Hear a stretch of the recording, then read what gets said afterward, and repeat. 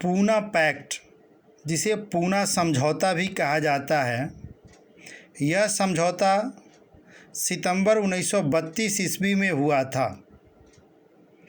समझौता महात्मा गांधी और दलितों के नेता डॉक्टर भीमराव अंबेडकर के बीच सितंबर 1932 में पूना में हुआ था, इसलिए इसे पूना पैक्ट या पूना समझौता के नाम से जाना जाता है।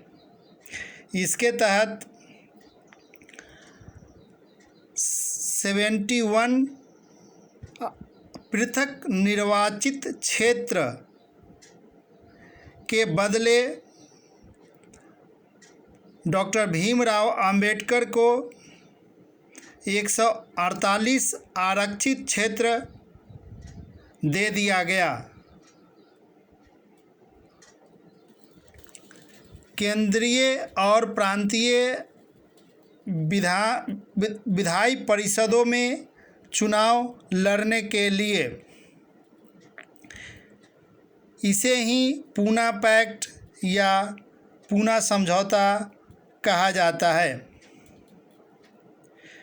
इस पूना समझौता का कारण क्या था, इसकी पृष्ठभूमि क्या थी, इसके बारे में मैं आप सभी को बताऊं। डॉक्टर भीमराव अंबेडकर दलितों के प्रमुख नेता माने जाते थे।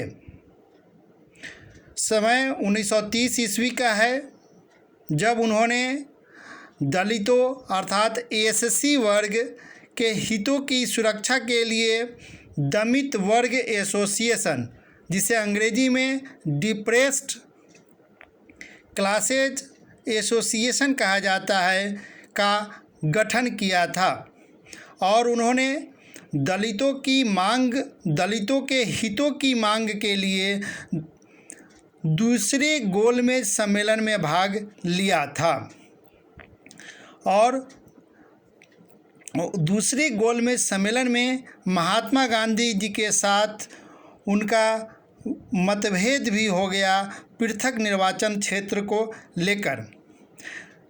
डॉक्टर भीमराव अंबेडकर चाहते थे कि दलितों को पृथक निर्वाचन प्राप्त हो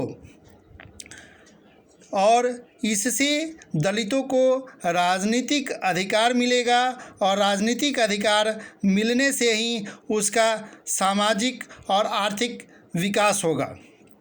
इसलिए डॉक्टर अंबेडकर दलितों के लिए राजनीतिक अधिकार प्राप्त करने हेतु और विशेष रूप से पृथक निर्वाचन प्राप्त करने का प्रयास कर रहे थे और यह मांग उन्होंने द्वितीय गोलमेज सम्मेलन में प्रमुखता के साथ उठाया, जिसके फलस्वरूप गांधी जी के साथ उनका मतभेद भी हो गया।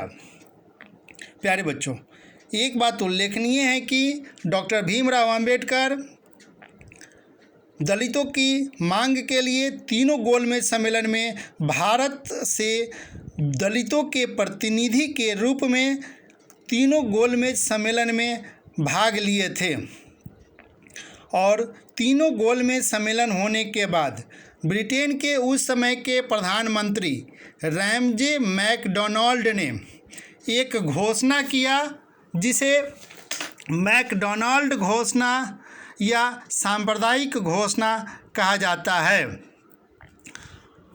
इस प्रकार मैकडोनाल्ड घोषणा के फलस्वरूप डॉक्टर भीमराव अंबेडकर की मांग मान ली गई और दलितों को पृथक निर्वाचन क्षेत्र दिया गया केंद्रीय और प्रांतीय विधान परिषदों में चुनाव लड़ने के लिए।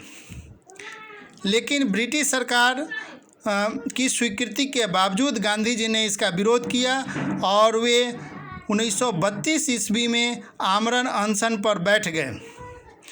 पूरे भारत में